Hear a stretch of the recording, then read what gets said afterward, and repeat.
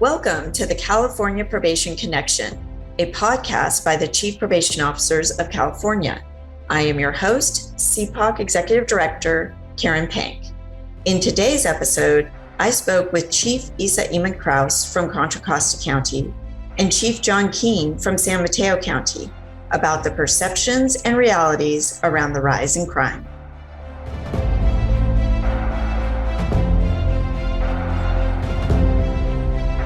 So, welcome.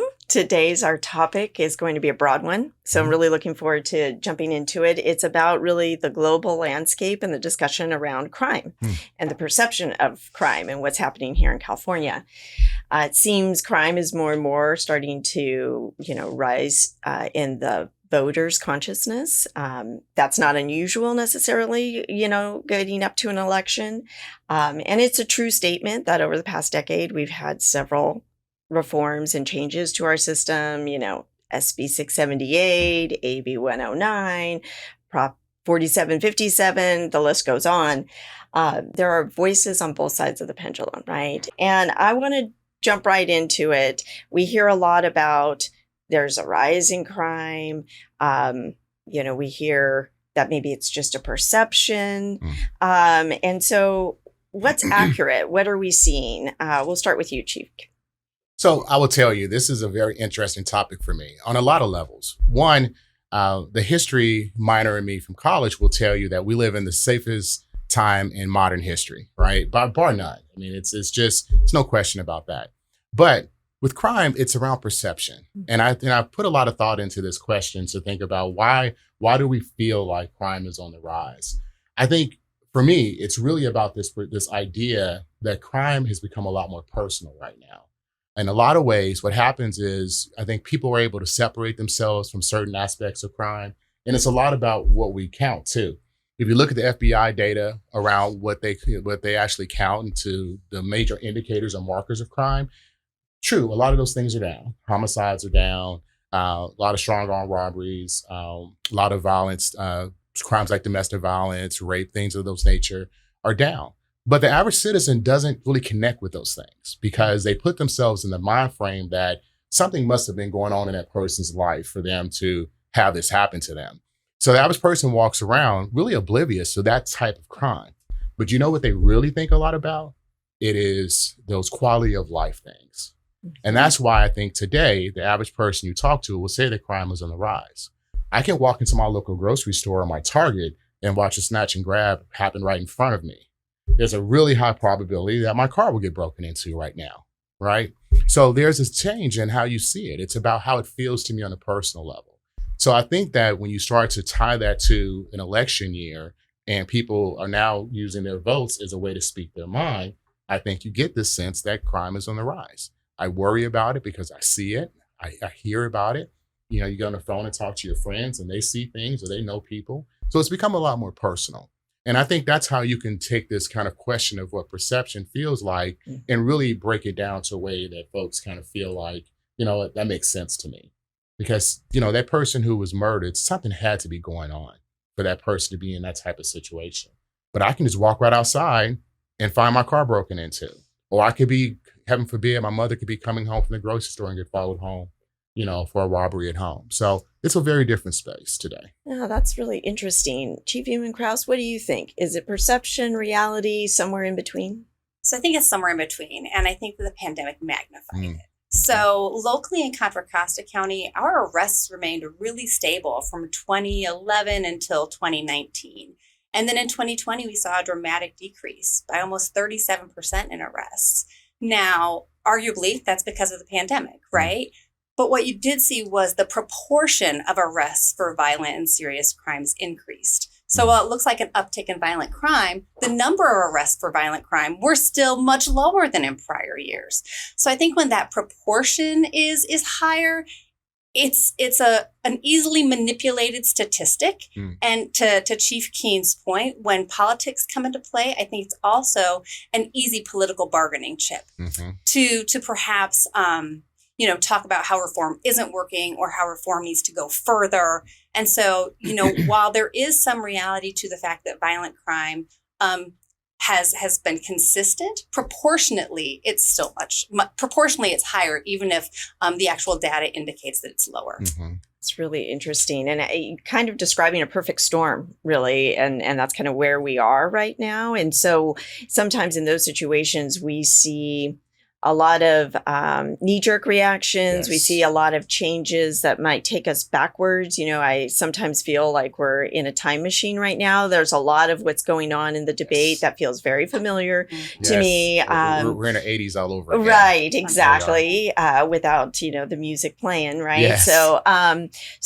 But what do we in probation specifically, kind of need to be thinking about? What are you thinking about as you're talking to your staff around how to kind of keep from maybe getting sucked into this perfect storm?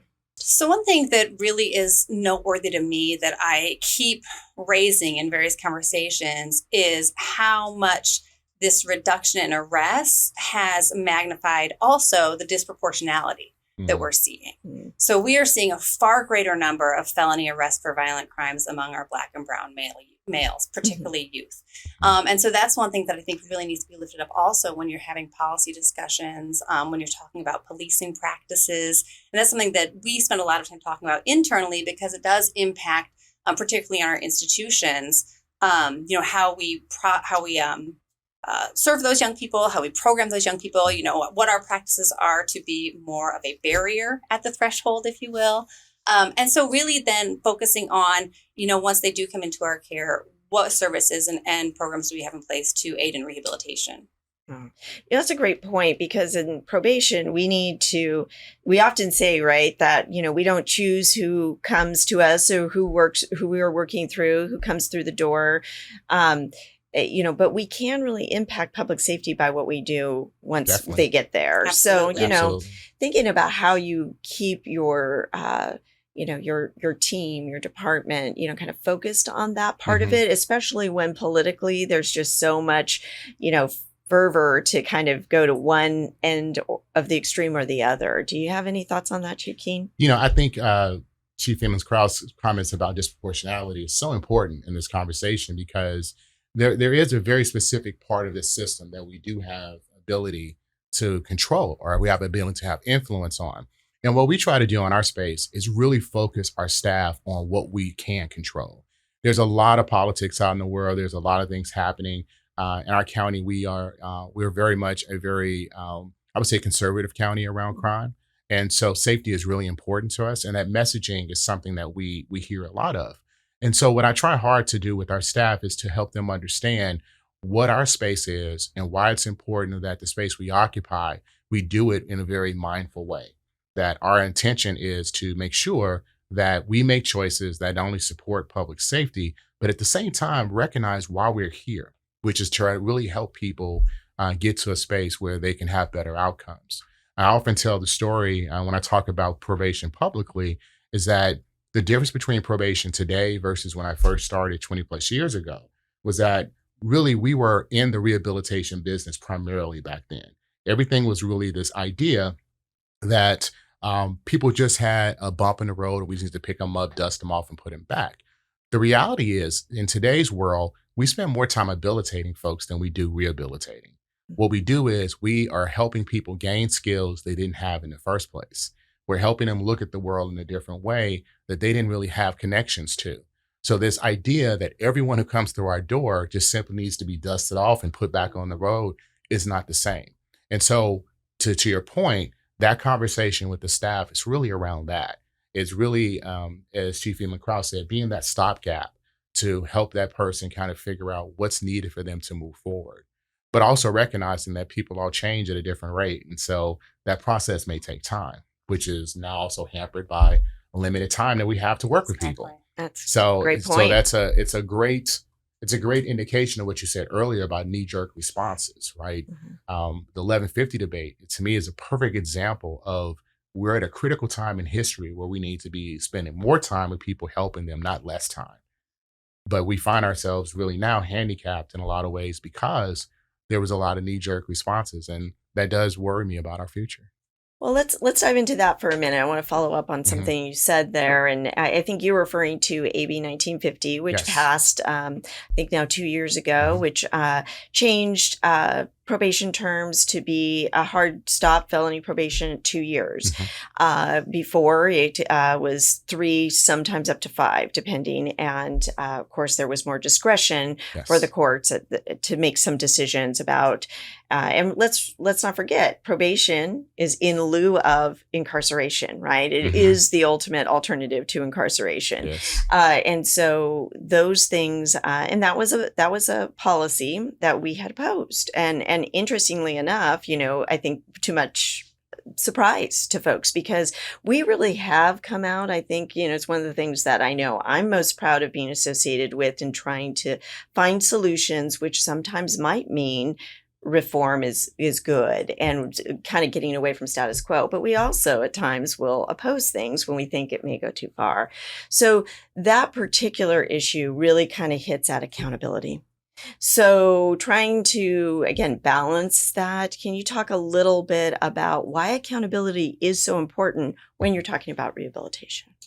Accountability is a principal part of rehabilitation. Ultimately, what you want to have is an opportunity for people to see that whatever that behavior was and whatever the reasons that led them to that behavior, there was consequences and repercussions to people on the other side of that. And so having this balanced approach is part of the way in which an individual, as they start to turn their lives around, really are able to think about their future in a different way. It's interesting when we're young, we don't see ourselves in the opposite end of those conversations. But as we age and we mature a little bit, we understand that at times we could be the person on the other side. We could be the person who's being now victimized. And so it's easier to put ourselves in the place of the people we work with or the people that we may have hurt when we can see ourselves that way. So accountability, I think, connects with that in an integral way. I think absent accountability and you just say everything is just rehabilitate, rehabilitate, there doesn't have that connection that's lost makes it unsustainable because ultimately what accountability also does, and especially the way probation works really well, is when we're able to give you supports that helps you make good positive choices because those stressors come in our lives, right? We know that things happen. Those stressors will come back again. And so ultimately, how do we keep those stressors in place? The it makes me think of, when we talk about accountability, we talk about rehabilitation, and that balance again, and or moderation maybe is another way to look at it. And I think about, hey, we know that sometimes a glass of red wine is okay, but the whole bottle in one night is not, And so, thinking about, a lot of rehabilitation and programming might be okay, but sometimes even too much of that, if it's not tailored appropriately, if it's not responsive, can you maybe share with us a little bit more of like some of the experiences, Chief Ehmen-Krause, that maybe you've seen work well, some successes around kind of trying to balance both the rehabilitation and the accountability aspects of our job? Well, locally, we have found that SB 678 has been incredibly beneficial. It really did two things. Not only did it encourage or demand, I should say, probation departments to adopt and implement evidence based practices, it also got us all much more comfortable operating from a more data driven decision making standpoint, right? Because now it's that much more imperative that we're capturing client outcomes and capturing program performance successes, right? Which now it's moved us to a position where many departments are also embarking upon performance based contracting models, also. Yes. So it's like we've taken what we know needs, what we know works with our clients, measuring success and really being incentivized, right, for measuring success and also incentivizing therein our clients' success as well, and holding that same philosophy with our contracted service dollars, right, which makes our dollars go further and makes our dollars be that much more impactful to our clients and ultimately produces much greater outcomes for our clients and greater public safety outcomes as well. That's a great point and interesting, concept, right? Taking what we're doing with, individuals and also kind of applying it across policies, practices of the department as a whole. So let's certainly don't want to dwell too much on the negative, but let's talk about when it doesn't work, And so, Chief Human Cross, I'll start with you. Um, Where have you seen this break down, and maybe why? So I've seen it break down when that doesn't happen. When research isn't followed, when the science and methodology behind what we do and how we serve our clients isn't followed, and quite frankly, when the subject matter experts, i.e. probation, isn't included in that conversation because there's a lack of thought and consideration given to adequate implementation, planning, training necessary for our staff, the inevitable culture change that is required and culture shift that is required among our staff for many of these reform efforts. And when we're not brought to the table to have those conversations, and when these reforms are not properly resourced with not just money, but also time, you can't just throw dollars at problems always, right? Mm-hmm. But when the subject matter experts, when we aren't in those conversations, reform fails. We need to be part of that conversation. Such a great point. And, that's probably holds true for both at the state level, which of course we are very involved in with CPOC. And I know you both have given a lot of your time statewide to kind of help shape those policies, but even in the local conversations, whether it's local policy or even some of the cases individually that your officers are working on. It's a really great point. Chief Keene, do you have some thoughts on that? Some examples for of where this is important, where maybe you've seen things fail and what some of those outcomes are when we're not maybe at the table and policies are kind of put together that put our folks in tough spots? And I think Chief Ehmen-Krause laid down a really great example of what it looks like in a larger space. But let me kind of make it a little bit more local. I think we have to also consider that this kind of ability to be a part of that process has to also extend at the local level as well. There needs to be collaboration between the justice partners and the system partners, as well as the community at the local level. What I've seen is when, for example, and I'll use Chief Ehmen-Krause's term about the experts not being at the table. I think when you bring people in at the local level, even to substitute for the people who actually really know the work, a lot of times decisions are made, and it really results in, frankly, a poor utilization of resource dollars. So I can give you good examples of where, for example, probation as a system partner was cut out of decisions around service delivery for our clients, people that we work with directly. It was primarily focused around, let's say, other non-law enforcement entities. The result ultimately, unfortunately, was that there was a lot of wasted resources, both financially, time, and ultimately the people that needed to be served didn't receive the types of supports they needed for long-term success. Anyone can count for a couple of weeks and say that people showed up and everything was wonderful. But ultimately, what's the longitudinal result of those processes and those actual application of funds? And so when you cut us out at the local level, or you don't have the people really who have the expertise and the investment in not only building something, but actually making sure that it's sustainable, you see, I think in a lot of ways, more detrimental impacts than even what you see at the state level, because it's really right there, boots on the ground, where you see the mishaps happen. And what it results in, to get to your question in a more matter-of-fact way, it results in recidivism. It's the revolving door. The revolving door happens because someone at the local level is ultimately not, having the level of supports they need from a total systemic approach. And when you substitute folks or take people out of that who are critical parts of the mission, you're not going to have long-term success. It makes a lot of sense. I mean, and ironically, it strikes me as that's exactly what we're talking about. That's the name of the podcast, The Connection. We've talked a lot at the statewide level about the importance of probation connecting to so many different aspects of it. And that's why it's important, right? I mean, that's why crime is complex. It's not necessarily yes, no, it's complex, and you have to, kind of look at all of those different pieces. Probation seems to touch all of them. They seem to collaborate with almost every partner that ends up kind of bringing some of the solutions to the table. Well, and let me say this. I mean, what you're describing is the probation connector puzzle, right? When we think about that, that's the first thing that comes to mind. But I think also, too, when you think about it, we all share these families at the local level. Most times, nobody wakes up and says, you know what, I'm going to commit a crime today. In a silo. Yeah, in a silo. It just doesn't happen that way.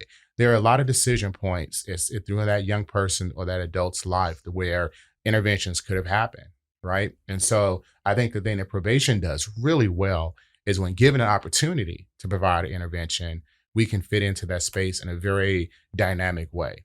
And sometimes it's through accountability, sometimes it's through enhanced resources, it's wraparound services that we do really well. I think we see a lot in the juvenile, but I can say it's going into adult as well, right? Absolutely. So we do a lot of that work on the natural. And so we can't look at these things in a silo either. It has to be that crime happens in a very dynamic way, but at the individual level, people just don't decide, I'm going to go commit crime today. There was a antecedent, not to get too technical, but there was an antecedent that led to that. Right. And it's how do we get to that, and how do we do the work that's necessary? And I think that probation is pretty well suited to be in those spaces. Well, and I'll say another thing where I've seen reform maybe not fail but stumble is when a one-size-fits-all approach is rolled out or expected to be applied among counties. And as we know, particularly around the CPOC table, some of the smaller counties are far less resourced. I'm in an incredible position of advantage being in the Bay Area, as is Chief Keene, right? And so we have resources and programs and service providers and non-governmental partners that are at our, at our tables with us, partnering with us, kind of at our disposal, if you will, that our smaller counties just don't have. So when these blanketed approaches get rolled out for reform or various initiatives, our smaller counties are really at a disadvantage. And then they are, to Chief Keene's point, doing it themselves, right? They are the ones providing the services. They are the ones, they're not contracting some of these programs out. And so I think really realizing and recognizing that one of the really unique components of probation that I am just so incredibly passionate about and committed about is the fact that we are able to individualize our programming, and not just at the client level, but even at a county level. Yes. Well, and that's just to add, I think that's the interesting rub of when you see elements of evidence-based practices put into legislation, because you say you want something to be evidence-based, but then you make it one size fits all, which is completely anti-evidence-based. There's no responsivity consideration at all in that. And so pretty much what you've done is made it just a buzzword, but actually giving whoever it is the opportunity to actually implement it in a very tangible way. And that's really the issue with 1950 also, though, right? Because when you look at evidence-based practices and the dosage component, but then you're just saying 2 years max period for felony, 1 year max period for misdemeanors, it's like, what happened to the dosage principle? How are we connecting risk level here? See, there you go, trying to use logic and things again. See, that's just not what we're here for. That's right. We're talking policy making, and politics. That doesn't always have the logic associated with it. But one of the things that you've pointed out, and we've had this debate at our table a lot, is at the heart of what I think we in probation oftentimes the most frustrating about policy making and some of the decisions that get made around us is it's often devoid of implementation considerations. And often whatever change is brought to bear, it's probation that's really asked to then kind of implement and live with those consequences. So, implementation is kind of, as I'm learning, as well, a science in and of itself. So any thoughts around how more thoughtful implementation discussion can actually improve our outcomes and concerns and perceptions around crime? This is where I go back to AB 109. So I think that when you think about all the challenges that we faced with implementation of AB 109, the greatest thing that we were given was time and an actual implementation period, plan, and resources to make sure that happened in the right way. When you can implement knowing that you're going to have the resources there, you can take time to pull people to the table, you can work through some of the, misperceptions and concerns that folks have. Heck, the reality is we know that for many of us, AB 109 was the first time we sat across from our social service director or our mental health director, or even talked with our sheriff or DA in a more regular kind of space. But that was where the magic happened, to be perfectly frank. Having time to do that, in essence, becomes team building. It becomes policy decision creation. It's capacity building, which is something I know we talk a lot about when we think about community-based organizations and non-governmental entities, this idea of building capacity. What the reality is, capacity building needs to happen, I think, even at the governmental level. when you have to do something major, like, implement a new policy. And it allows you to course correct. It does. I mean, because you have time to see what's happening. Oh, guess what? That doesn't work. So Right. let's try something different. And also getting time to get the right people at the table. We remember those first couple of meetings, all the wrong people were at the table. Yep. Interesting. And it took time to get the right people or the right layers of folks at the table, right? It may not have been the administrator that was going to be the one who could really make good decisions. It needed to be maybe second, third level down. But that became because we had time to do implementation the right way. So if we have implementation time, I firmly believe we can do anything. Well, and I would say being there, at least at the state level during that, even time that you're suggesting we had in AB 109, wasn't that great. We're not talking about a long ramp up. And, it is one of the things that I think is a huge strength of probation. We evolve, we recalibrate, we can really, we can do reform well. But again, the time needed for implementation is important. I could tell that you were chomping at the bit as well to kind of talk a little bit about implementation, things. What would you want to add to the conversation? Well, I would just add that I think that is what I'm hearing to be the biggest stumbling block of SB 823 and SB 92 with the realignment of the Division of Juvenile Justice and that responsibility back to counties.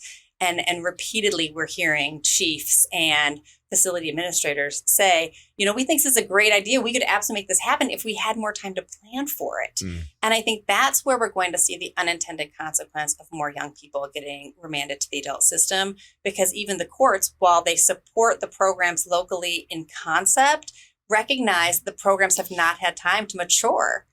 And so without that adequate planning time to implement an effective program, course correct accordingly, make sure you have the right people at the table to plan it. I don't think it's going to fail because, quite frankly, I've said it before, probation won't let things fail. Like, we make things work. That's kind of our mantra, like, we'll make it work, which I think is why we continually get leaned on and taxed on for things like this. But it would be so much better and so much stronger if we were able to have implementation time.